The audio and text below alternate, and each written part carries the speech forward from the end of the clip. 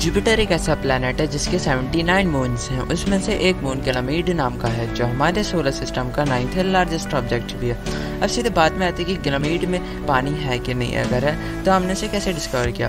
Ganymede अर्थ के ocean से काफ़ी ज़्यादा पानी होल्ड करके रखा है, लेकिन गैनीमेड का सरफेस इतना ठंडा है कि वाटर फ्रीज हो जाता है और जिसकी वजह से गैनीमेड का ओशन 160 किलोमीटर्स उसे क्रस्ट के नीचे पाया गया।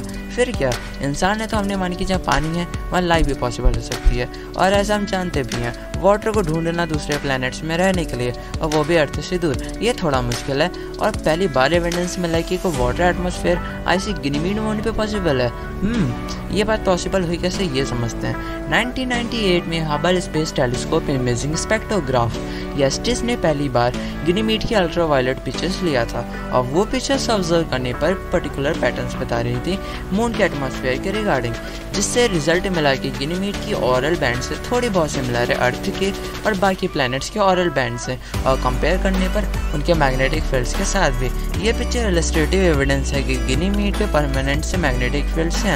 अब एक क्वेश्चन आया होगा कि अल्ट्रावायलेट ऑब्जर्वेशन जो अर्थ और मून के बीच में किए थे उसमें हमें सिमिलैरिटी कैसे मिली। ये एक्सप्लेन हुआ मॉलिकुलर ऑक्सीजन की प्रेजेंस की वजह से। अब तुम सोच रहे हो कि क्या ऑक्सीजन, अब तो पक्का हैबिटेशन पॉसिबल है। रुको अपने ख्यालों को थोड़ा आराम दो और सुनो। 1998 या उस वक्त ये डिफरेंस एटॉमिक ऑक्सीजन की प्रेजेंस से एक्सप्लेन हुआ था जो कि एक सिग्नल प्रोड्यूस कर रहा था और उस सिग्नल की वजह से एक यूवी कलर अफेक्ट हो रहा था।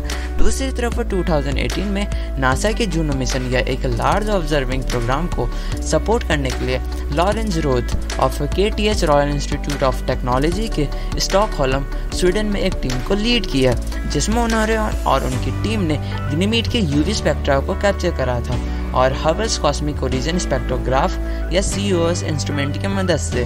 लेकिन किस लिए? एटॉमिक ऑक्सीजन का अमाउंट मेजर करने के लिए।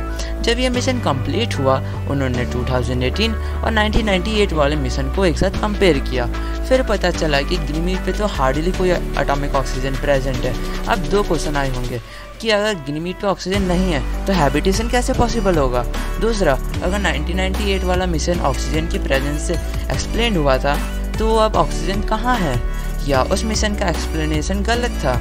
पहला क्वेश्चन तो बात की बात है, दूसरे को समझते हैं। 2018 वाला या नासा जूनो मिशन कंप्लीट करने के बाद रोथ और उनकी टीम ने इसके एक्सप्लेनेशन को अनकवर किया। तो एक्सप्लेनेशन था कि गैनीमेड का सरफेस टेम्परेचर काफ़ी वेरी करता रहता है या बदलता रहता है पूरे दिन भर।